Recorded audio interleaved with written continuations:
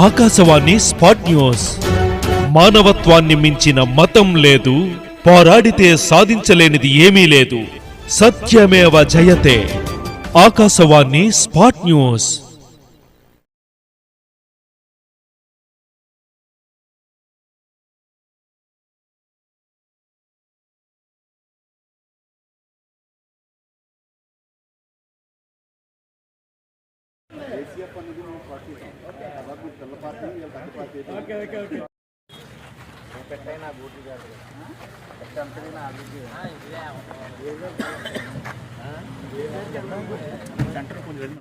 సరే చూడండి అందరూ.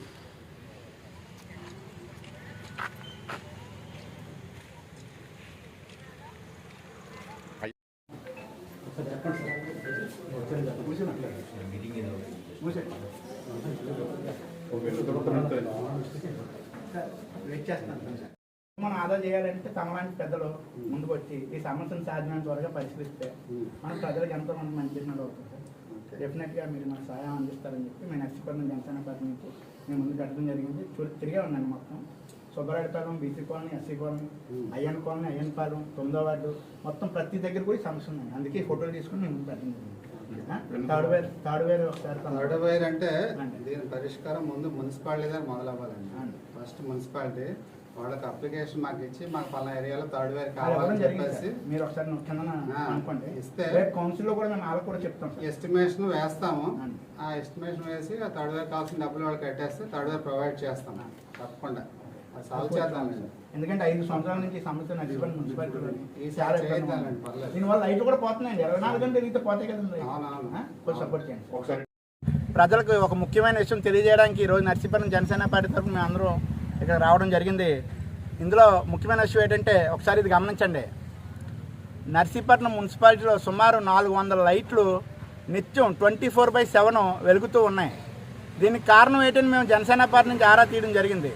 దీనికి థర్డ్ వేర్ అయిన ఒక వైరు స్ట్రీట్ లైట్కి సెపరేట్గా ఉంటుందంట. అది వేయకపోవడం వల్ల ఇది 365 రోజులు కూడా వెలుగుతూ ఉన్నాయి. దీనివల్ల నర్సీపట్నం మున్సిపాలిటీకి ఒక నెలకి 35,000 నుంచి 40,000 రూపాయలు వృధా అవుతుంది ప్రజల సొమ్ము. దీన్ని పరిష్కరించడానికి మేము ఈరోజు స్థానిక ఎలక్ట్రికల్ డిపార్ట్మెంట్ ఈ గారిని కలవడం జరుగుతుంది. మెమరాండం కూడా ఇవ్వడం జరుగుతుంది. వారికి ఒకటే తెలియజేస్తున్నాం, మీరు నర్సీపట్నం మున్సిపాలిటీలో 5 సంవత్సరాల నుంచి సమస్య ఉంది. మిమ్మల్ని అడిగితే మున్సిపాలిటీ వాళ్ళని అడగమంటున్నారు, మున్సిపాలిటీని అడిగితే ఎలక్ట్రికల్ డిపార్ట్మెంట్ అడగమంటున్నారు. అందుకే ఈరోజు ఎలక్ట్రికల్ ఈ గారికి మెమరాండం ఇస్తాం. రేపు కౌన్సిల్లో జనసేన పార్టీ తరఫున మా వాయిస్ రైజ్ చేస్తాం. కాబట్టి ఒక నెల రోజుల్లో మీరు సమస్యను పరిష్కరించినట్లయితే మేము మళ్ళీ వచ్చి మిమ్మల్ని గెరవ్ చేస్తామని చెప్పి మేము నర్సీపట్నం జనసేనని సూచిస్తున్నాం. మీరు నర్సీపట్నంలో 20 లక్షల రూపాయలు వృధా అయింది.